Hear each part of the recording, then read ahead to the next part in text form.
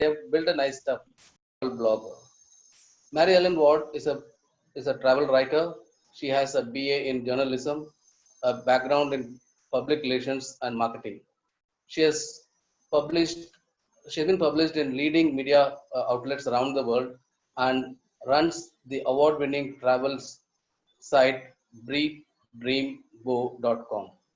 This site is inspired by Mariellen's extensive travel in India and covers other destinations as well, with focus on yoga, responsible travel, wildlife tourism, authentic cultural experiences, and female solo travel.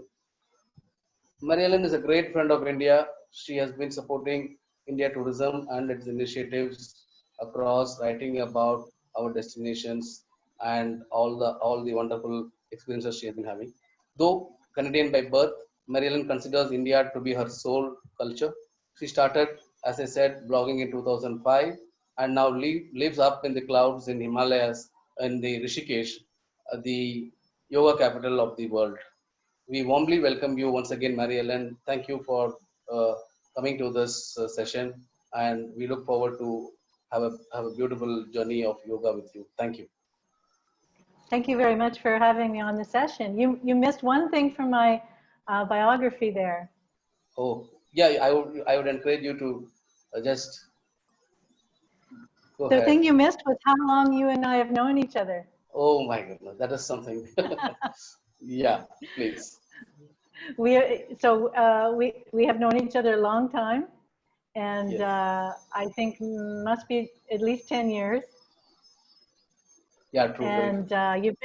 And you've always been a good friend to me, so thank you very much. You've always been a good supporter of my travels in India, my writing about India, and your support has meant a lot to me always.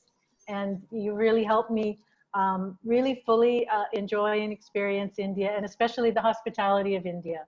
And it's the hospitality of India that I think is the single most magical thing about India. The phrase Titi Devo Bhava, maybe you can teach me to pronounce it correctly, but it sometimes is translated as guest as God. But it really captures the essence of the hospitality of India, the warmth of the people. And, you know, the reason I've had such an amazing time traveling here for altogether, more than 6 years I've spent in India in the last 14 years since I started traveling here. So, and you've been a big part of that journey. So I just wanted to make sure that that was acknowledged. Thank you so much. Yes. So today we're going to talk about both my yoga journey and also I want to talk a little, first I'll talk a little bit about my background and my yoga journey a little bit, but then I also want to talk about two other main topics, which is what is yoga, and also, you know, just tips. We're going to end the session on some tips for students who potentially either want to come to India for yoga, or maybe they're already in India, maybe they're already living here, they're from India, but still they want some tips on how to find a teacher, how to find a school. So we'll finish with that topic. Does that sound good? Yes, perfect. Okay, so if we can start maybe with the first slide, that's great. So, so this is the main topic. It's traveling to India for yoga. It's my journey, my yoga journey, and also tips for yoga students, as I mentioned. So we can stay on the first slide for now. We can go back because I'm going to talk about this topic for a minute. And I just want, you know, everyone, some people I think maybe know who I am and maybe have been following Breathedreamgo, but I might be new to some people. So I just kind of want to introduce a little bit of my background and why I'm giving this presentation. So I'm Canadian. I grew up in suburban Canada, but for some reason, which I don't really fully understand even to this day, ever since childhood, I've always been drawn to anything to do with India, anything to do with Indian music or culture, especially like the spirituality and the wisdom. I was meditating as a teenager. I became a vegetarian. Now, we think of vegetarianism today, even in Canada in the West, as pretty common. But believe me, when I was growing up many years ago, that was really strange. They thought I was so weird to be a vegetarian. But for some reason, this has always come to me. Like I always say, I was born vegetarian. So I don't really understand. But somehow, like I said, or like Venkat said, when I came to India, I found my soul here. So, so now I can share this. Hang on one sec. I want to share this. And so I started practicing, let's see if I can actually get this going. I started practicing yoga I think I'm sharing it. I'm not sure. Share, just one second. I'm just going to share it. Okay, I think it's going now, yeah. So I started practicing seriously practicing yoga in 1993. So it's coming up on 30 years for me as a yoga student in Canada. I started. And, but then it wasn't until 2004 when I did my yoga teacher training in Canada. And it was during yoga teacher training, I was recovering from grief and depression over the death of my parents. And I was doing yoga teacher training in 2004 in Toronto. And that's when I got the idea. It was more of an idea. It was actually a compulsion, to be honest. It was a very strong voice telling me to go to India. And it took me almost a year to save, to plan, and to get up the courage to get on the plane. And on December 4th, 2005, that's when I left for India for the first time. And I came here on a 6-month journey. I'd never done anything like this before. I'd never been a backpacker. I'd never gone on a big journey. I'd never gone anywhere so far away and done anything nothing comparable, but something told me this is what I had to do. And so that was the beginning of my yoga journey in India. I had already been practicing and studying yoga in Canada.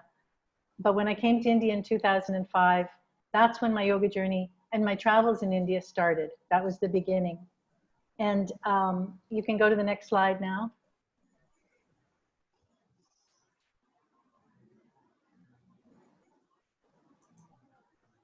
So right from the beginning of my trip, I was always blogging, right from the very beginning, back in 2005. So I am one of the first travel bloggers, probably anywhere, but definitely one of the first in India.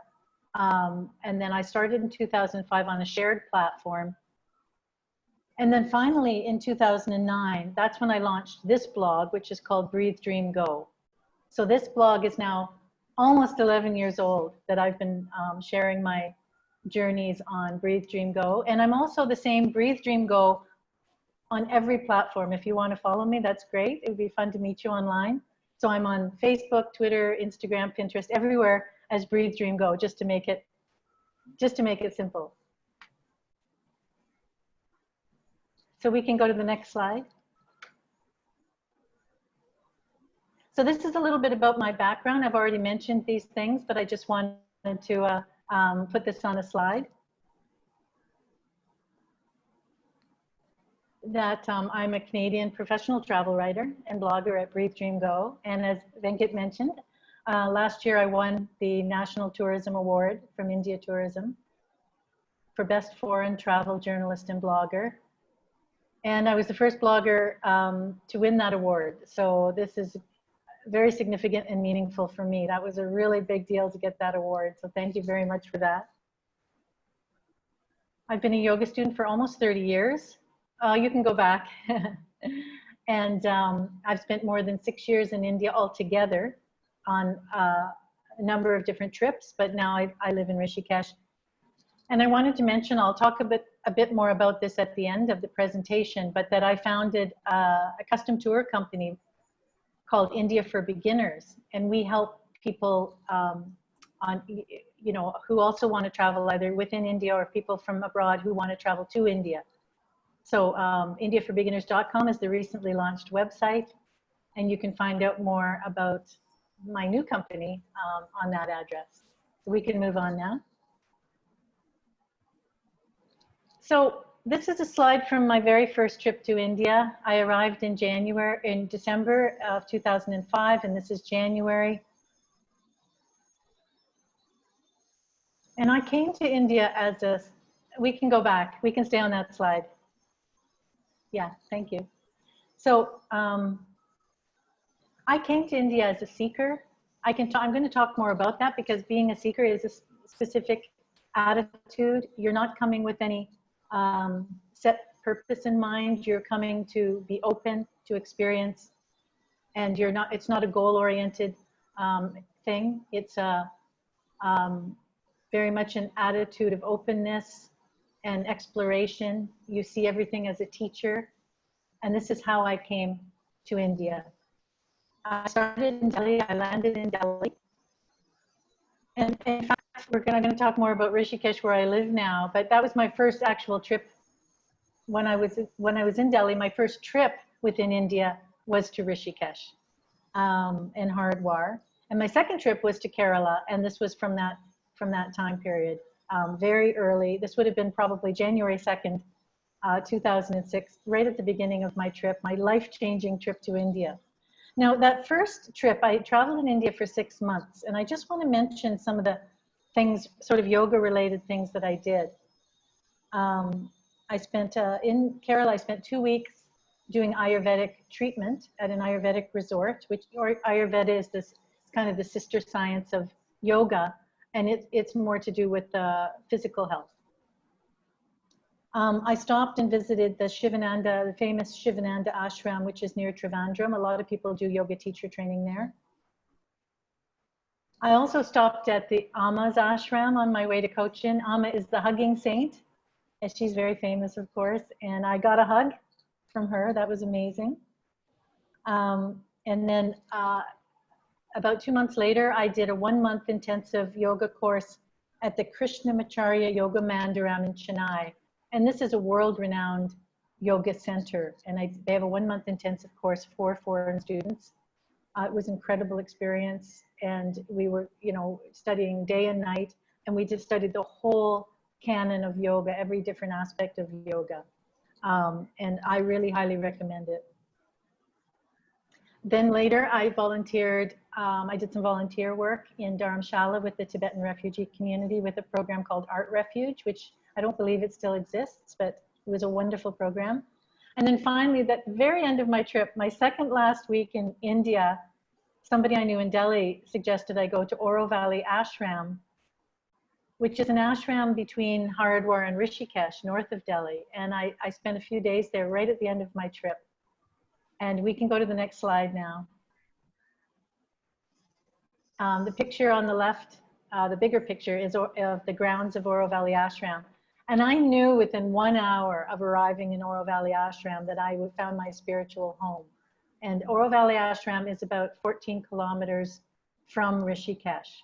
So the smaller picture on the top is Rishikesh. That's the famous Ramjula Bridge. And then below it, there's a picture of Anand Prakash Yoga Ashram, which is within Rishikesh. It's in the town of Rishikesh. And that's another ashram that I have also really enjoyed going to over the years. So, so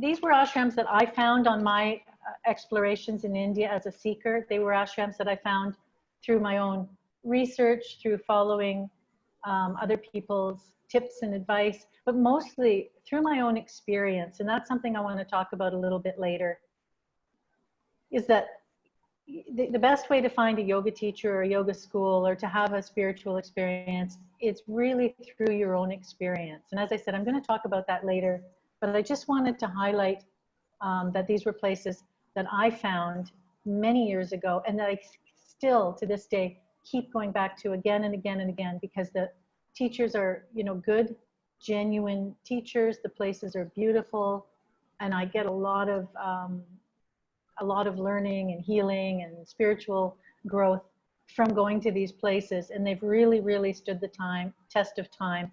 And the founder of Oro Valley Ashram, Swami Brahmdev, the founder of Anand Prakash, is Yog Rishi Vishvaketu. And if we can go to the next slide.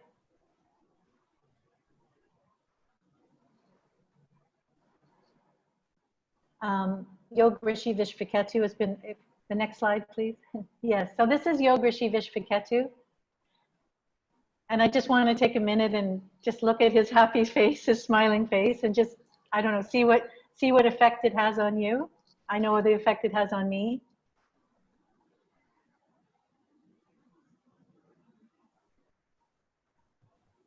I call him the Master of Bliss.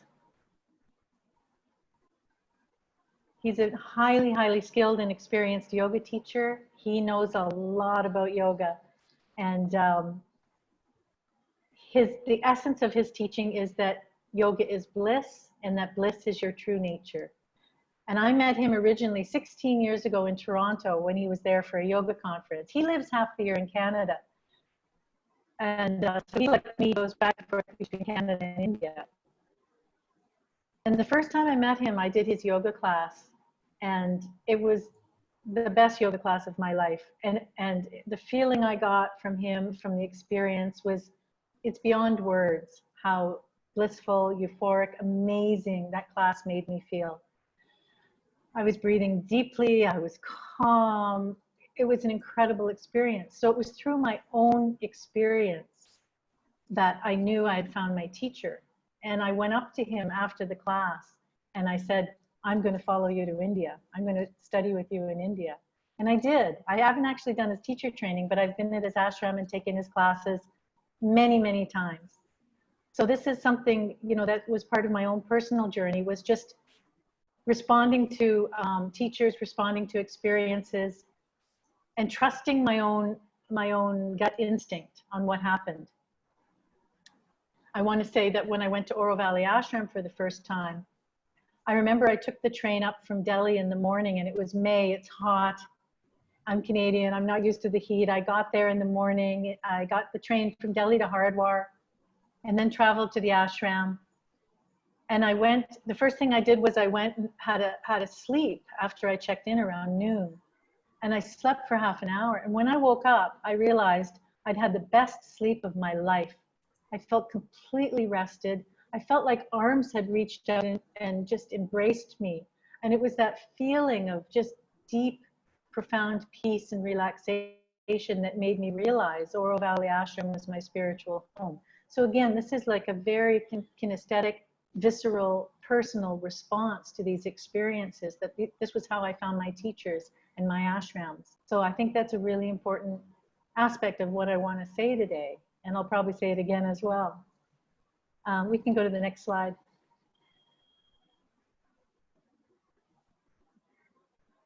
So this is me actually recently, just in 2018, about the time I moved to Rishikesh.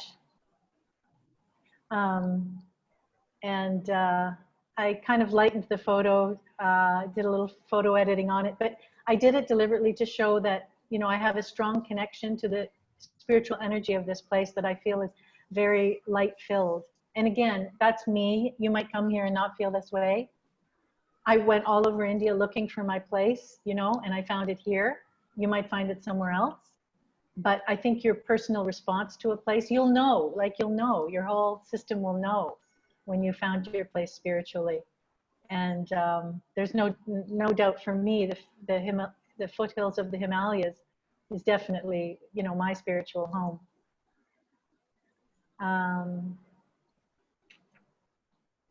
So next slide, please.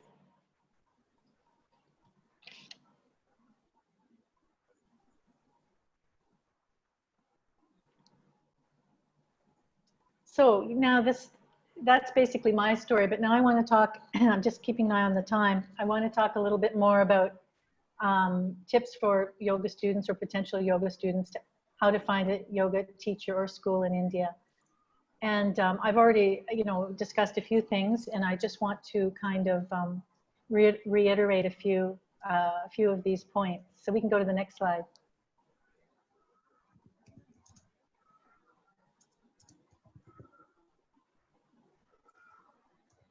So I was discussing this topic recently with my friend Valeria, who is a yoga teacher here in Rishikesh, a wonderful yoga teacher, yin yoga teacher, one of my favorite teachers in Rishikesh.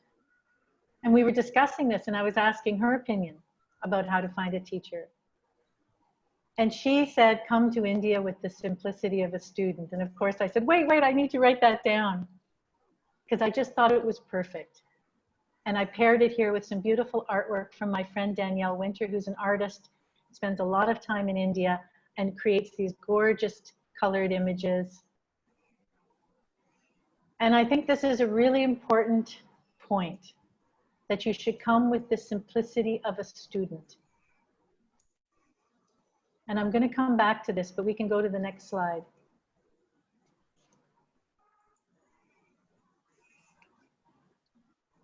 So, how to find a school or teacher? You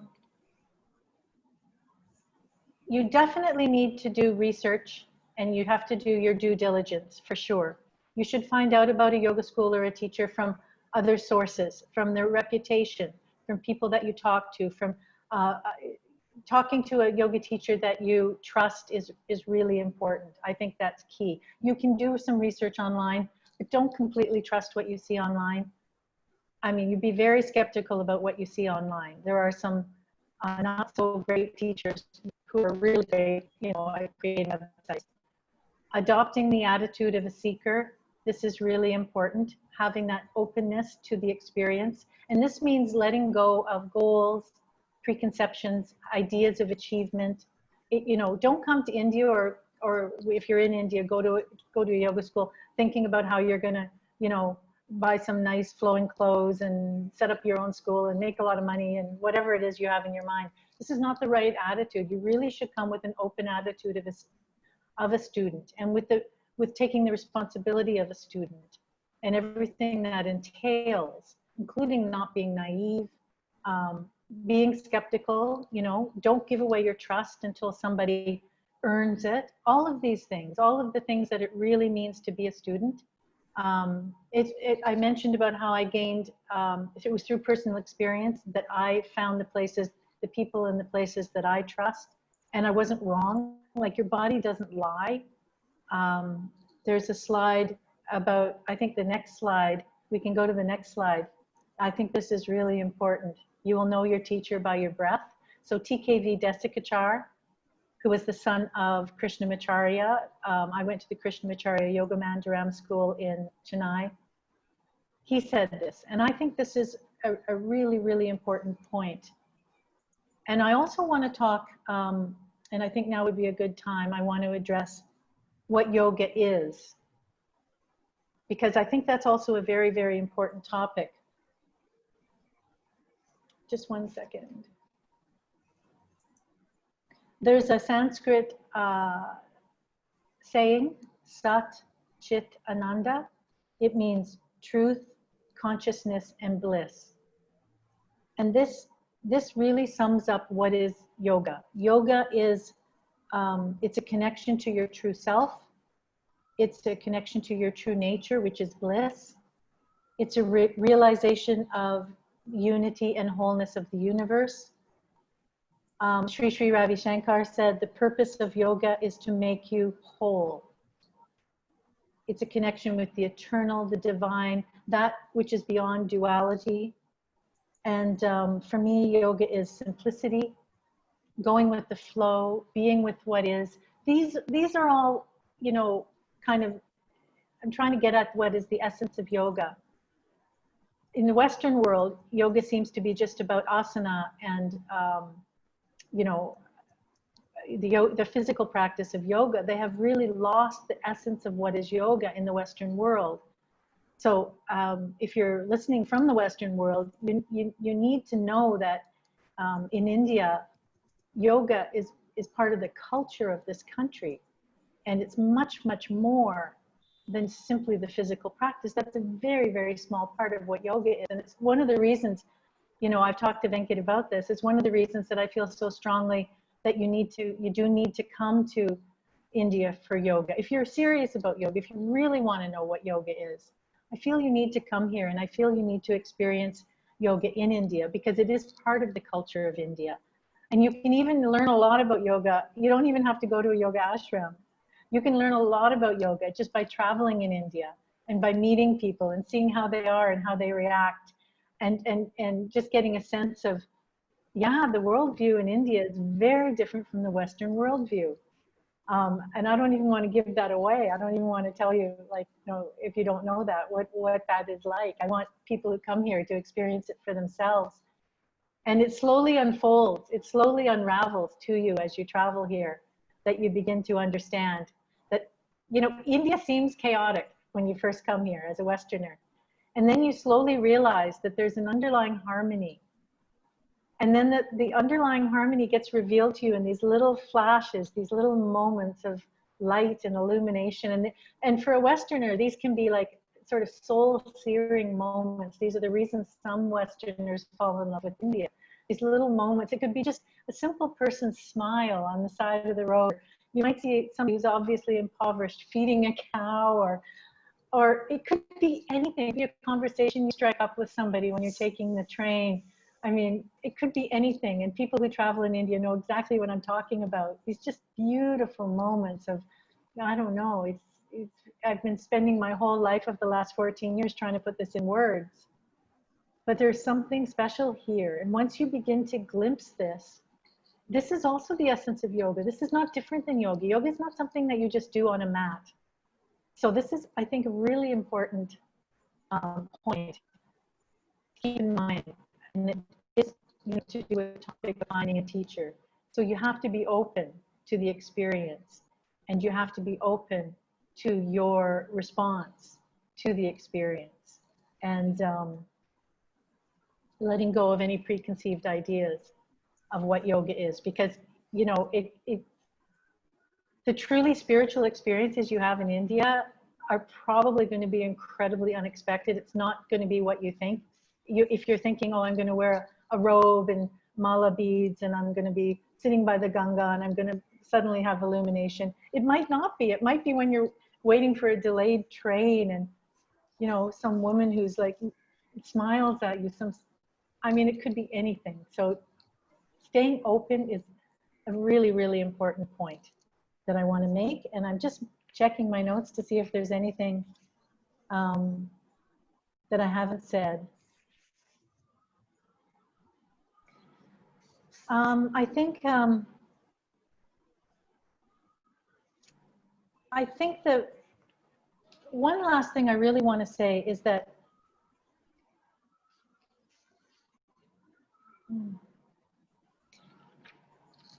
choosing a teacher and choosing a spiritual teacher, spiritual school, it's a really important decision. You know, I know a lot of people go on the internet and just, there's 350 yoga schools and ashrams in Rishikesh.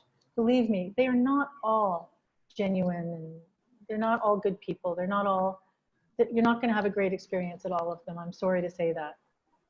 So I just want to caution people not to simply, you know, pick a teacher off the internet as if you're buying a pair of shoes. The decision is too important. If, you know, whether you have a really good experience with your spiritual training in India, your yoga training, or you don't, it's going to have a huge impact on you. It's going to make a huge difference. So please take the decision seriously. Please do your due diligence. Please be cautious and skeptical, and do what you need to do. Like what I recommend is to come to a place like Rishikesh or Mysore, Goa. There's a number of places around India where you can study yoga. There's yoga schools and ashrams all over India. But go there and research them, and, you know, hang out and go to classes and meet the teachers. And don't, you know, if you take the time, this is a really big deal, and go there and take the time to find the right place and the right person. Don't do it, you know, spontaneously and rashly without enough information. How are we doing for time? Yeah, you're fine. You're fine. Okay, so I just before I finish this little lecture, sorry.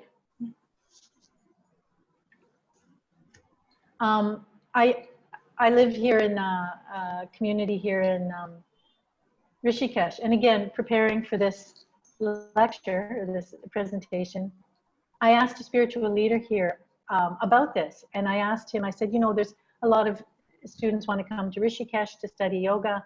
There's 350 schools and ashrams here, programs, hundreds of programs, but they're not all good. I mean, they're varying degrees of quality. How does a student know? How will they pick the right one? How will they know to choose a school?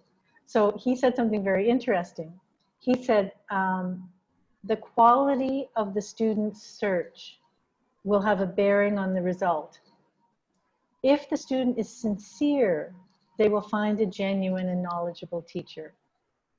And I thought that was a really beautiful answer. Can we go to the next slide?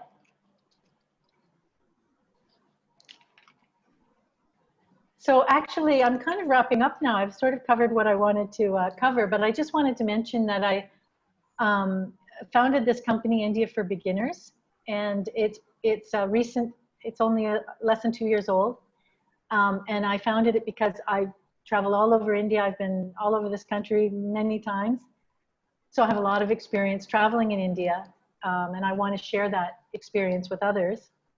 And then I have a partner in Delhi who is a travel, this small company, they are a professional tour and travel company with many years of experience, you know, creating itineraries and bookings, and they do all the logistical side, the payments, all of that. So we felt that, and they're local, they're from Delhi, and so we felt that we made a great team because I've got the foreign experience of traveling in India, and they have the on the ground local experience and also many years experience in the travel and tour business. Both of them have worked for some of the biggest companies in Delhi before they started their own company. So they're my partners in India for Beginners. So we create custom tours. These are not group tours, they're custom tours. So if you want to travel by yourself, we specialize in women who want to travel alone, but we specialize in small groups, friends who want to travel, couples, and we help create your itineraries. We have some itineraries on our site, indiaforbeginners.com, but we can create very custom itineraries for you. We have a number of different specialties. Obviously, Uttarakhand, where I live, and yoga, spirituality is a specialty. Rajasthan is a specialty of my partners.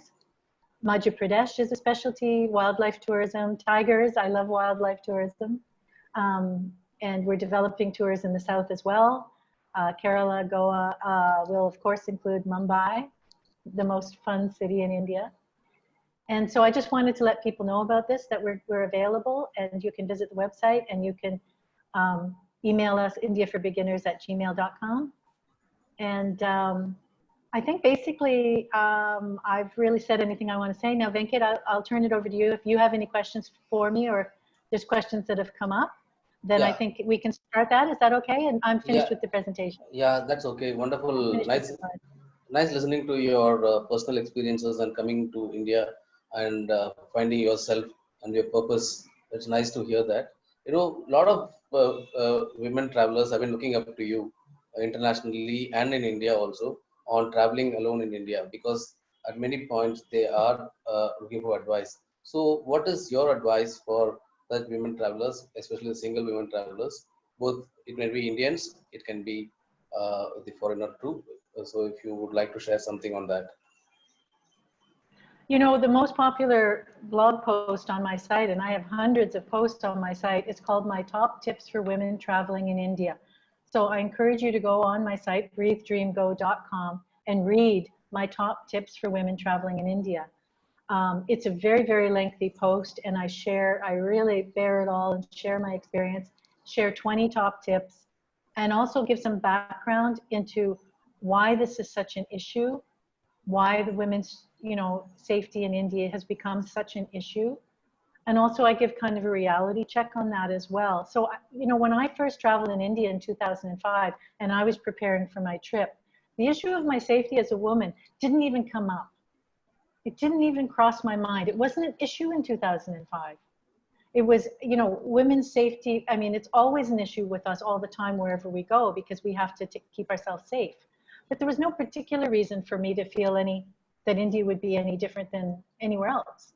This is all more recent. This is all, you know, since 2013, since there were some very bad incidents against women and a lot of media attention, that this issue has come up. So we have to keep in mind that some of this is based on the fact that it can be uncomfortable for women solo traveling in India and women who are new to India. It can be uncomfortable because there's a lot of stares. People stare at you, and men can make you uncomfortable here. There's no question. I don't want to downplay that. and that you do need to take precautions like you do anywhere else. And there's some specific cultural precautions you need to take here that I cover in that blog post that I mentioned. But I don't believe that India is a dangerous place as a solo female traveler. There's been some negative incidents, of course, but women suffer negative incidents everywhere in the world. So I don't think India is particularly dangerous. It can be uncomfortable. You have to get used to it. You have to be ready for it. I don't think maybe a really young woman who hasn't traveled a lot and who doesn't really feel called to India and who has insecurities, maybe she should take a tour first, you know? But if you're older, if you traveled a lot, if you really want to feel called to India, if you really feel ready, you know, do your research. You know, that's, you know, the reason maybe contact me at India for Beginners or a company like mine. That's the reason I started India for Beginners, was to hold hand, you know, to help women traveling solo in India, to do a little bit of hand holding, get a little bit of help, maybe take a tour, you know, to start with. But, you know, I personally, I've been all over this country by myself for so many years. I have felt uncomfortable several times. I've never felt really afraid. I don't think there's any reason to feel fear. If you feel afraid, you probably shouldn't come. You know, fear, caution is a good thing. Fear is a negative energy and it gives off a very negative vibe. So caution is different. Caution is okay, but fear, yeah. Don't come here if you feel afraid. You know, come here if you feel cautious. That's fine. So I don't know. Does that cover? Yeah, that's well covered. Thank you very much for that. And I have Dr. Aditi who is asking, just curious to know, if you have to summarize India in one word, what would that one word be for you? Heart. Oh, thank you. Heart. And You we have know, the another. reason I love India is because I find that Indian people tend to be heart-centered. They're very Thank you. warm, and I feel a lot of warmth here and love here. And I have another question which has come from Chandrima. She wants to know, what does yoga mean to you, and how would you encourage youngsters to take up yoga as part of their lifestyle? Youngsters. Students. Well, I think I'm not a teacher and I'm not a parent, so I don't have a lot of expertise on this. But I would just say, try to expose them. Children are like sponges, right? So try to expose them to these ideas at a young age. Any idea you expose a child to at a young age, they're going to take up like a sponge. So that, you know. But what does yoga mean for me? Well, yoga is such a huge part of my life. It's the thing that keeps me centered, keeps me sane some days, keeps me connected to myself. It gives me a lot of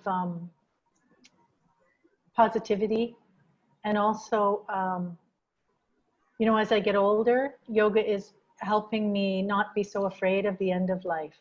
This is a big topic. I don't know if I can answer it. Fine, thank you. And I have another question where it is, Shivam is asking that he has been traveling to Rishikesh a lot for last 3 years, and he too feels that Rishikesh is a place where he will find his soul. But yoga training centers there are quite expensive, and as a student he can't afford. What did you suggest regarding this?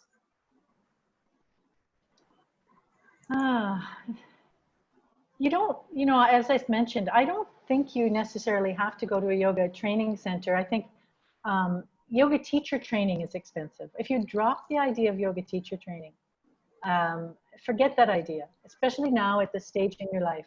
Just forget it. Just think of yourself as a student of yoga, as a more open.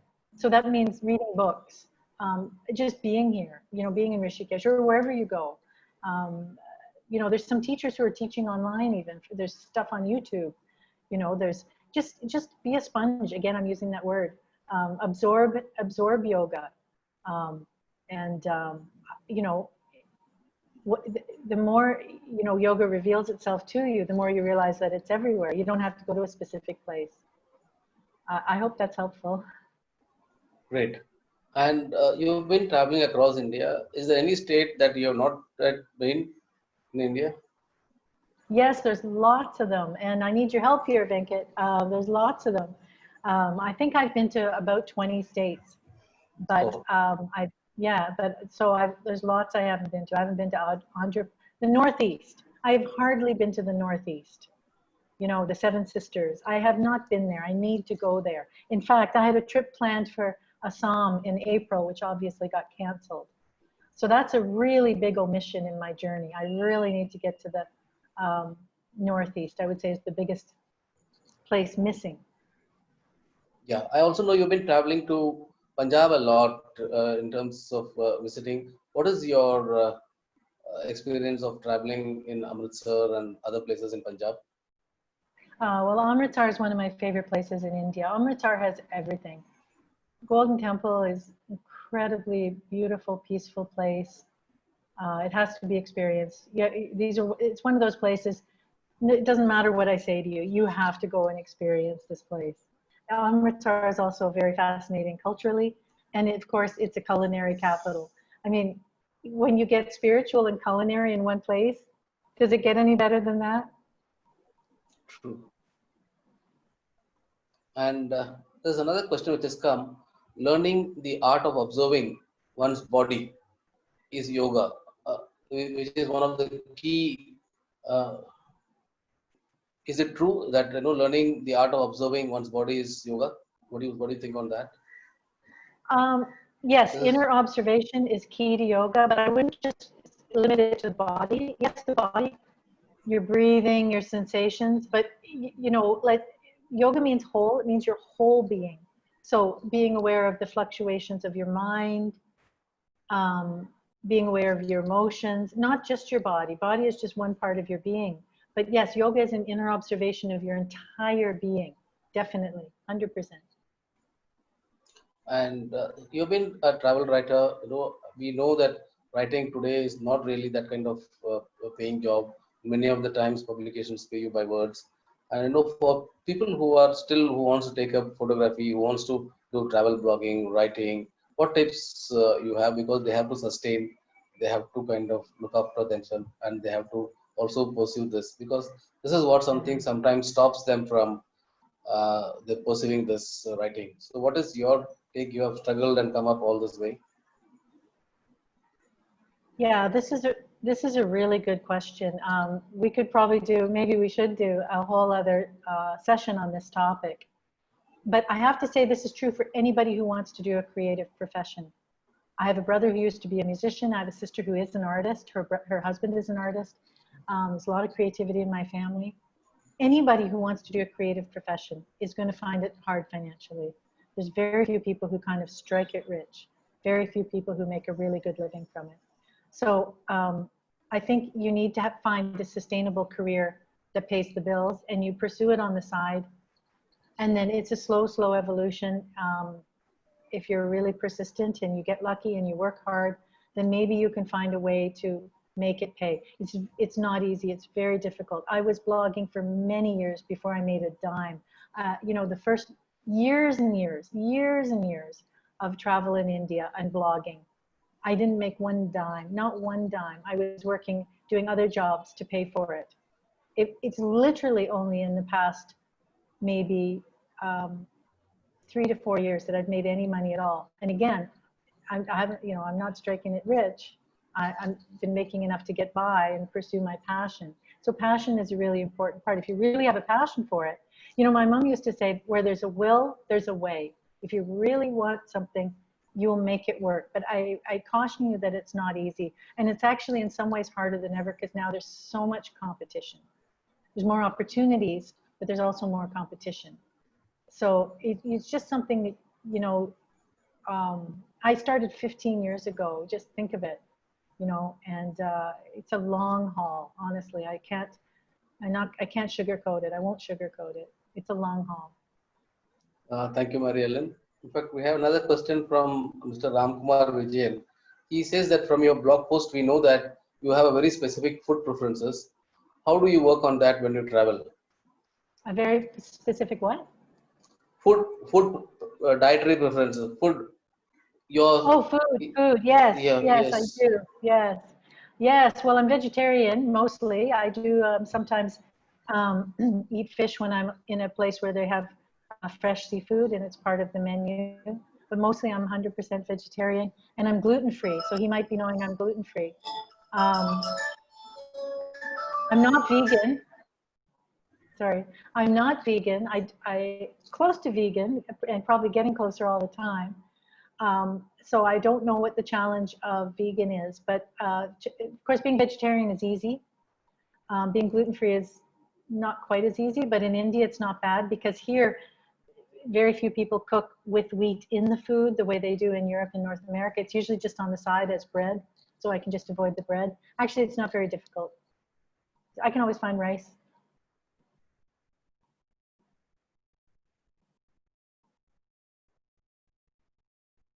Sorry, I've lost you. I can't hear you. I think you must be muted. Did you So mute you need yourself? to I can't unmute hear you. yourself. Yes, sorry. Yeah, I just wanted to ask you about your travels to south of India. You've been going there quite often. Have you covered all the states, and which are the places? You said that you studied in Krishnamacharya Yoga Mandiram, which is in Chennai. But beyond that, what is your experience of traveling in south? Yeah, I've been in South India quite a lot, mostly Kerala, also Goa, Karnataka. Mostly, I would say those three states. Previously, I've been in Tamil Nadu quite often. That was more in my earlier years. I've been in Tamil Nadu about 3-4 times. But more recently, I spent more time on the other side, on Kerala and Goa, and then Karnataka as well. I go to Udupi quite often. I've been to Mumbai many times. Of course, I have so many friends there. It's so much fun. Those are the main places I've been, but I have some places I really want to spend more time in the Western Ghats. That's a real interest of mine. I want to go to Coorg, Wayanad. I want to spend more time in North Kerala, more time in Karnataka. Those are the places I feel very drawn to go nowadays. I'm very nowadays more interested in wildlife tourism, national parks, remote natural places. In my earlier travels, it was more culture and spirituality. Now I'm more interested in nature and wildlife tourism. So, and small homestays, authentic cultural experiences. These things, this is what I'm really excited about.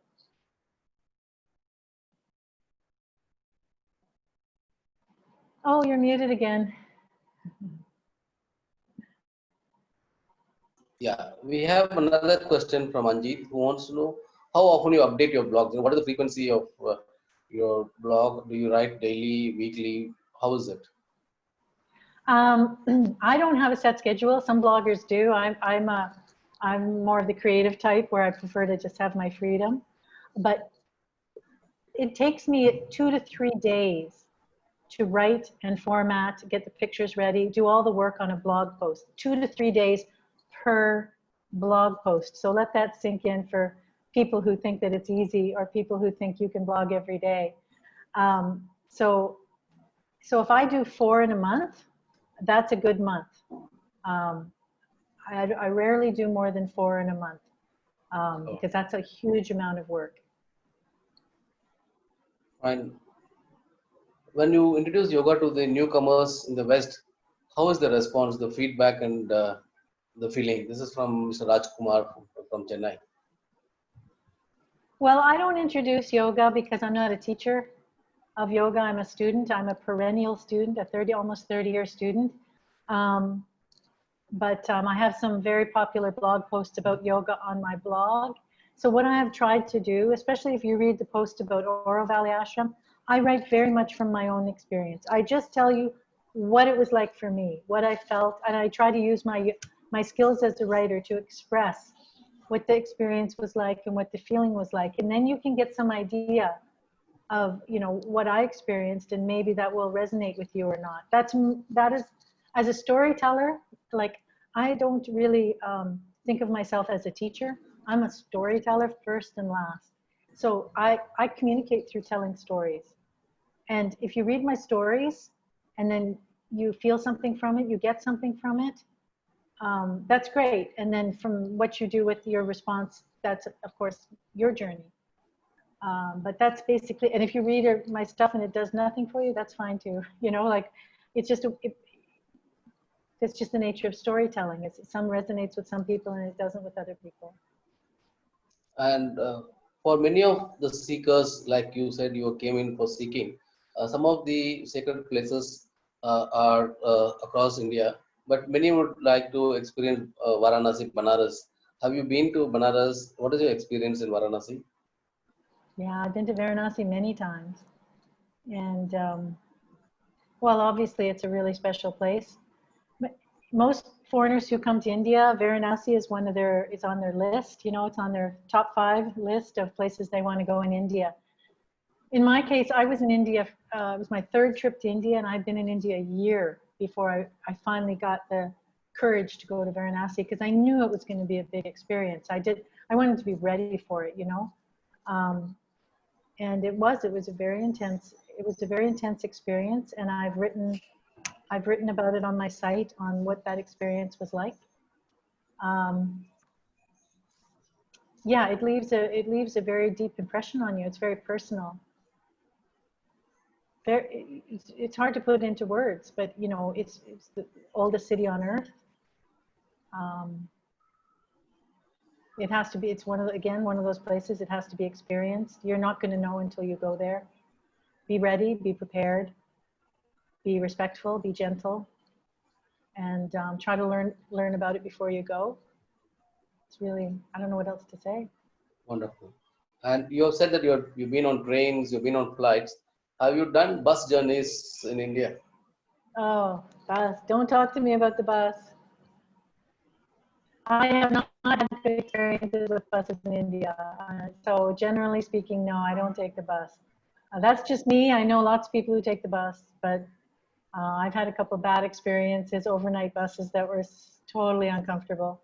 So I prefer to take a taxi or a train or a flight or a camel, motorcycle, really anything but a bus for me.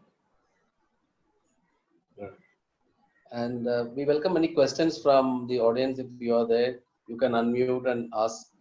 Or also, there's another question which has come from Alam. Do you spread the word of yoga wherever you go?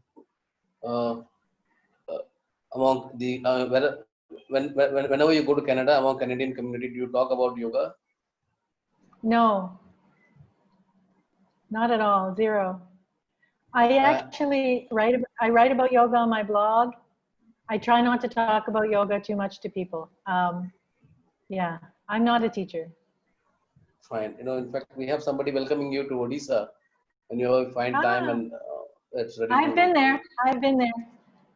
I have been there. And if you look on breathedreamgo.com and you search Odisha, you'll see my blog posts.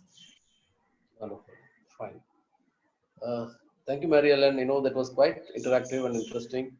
And we got to learn about the perspective of a traveler who's come to India seeking for knowledge, seeking for truth. You say that you found that in the sacred place in Rishikesh, and you shared all your tips about finding a yoga school, finding a yoga teacher, and also shared your experiences traveling across.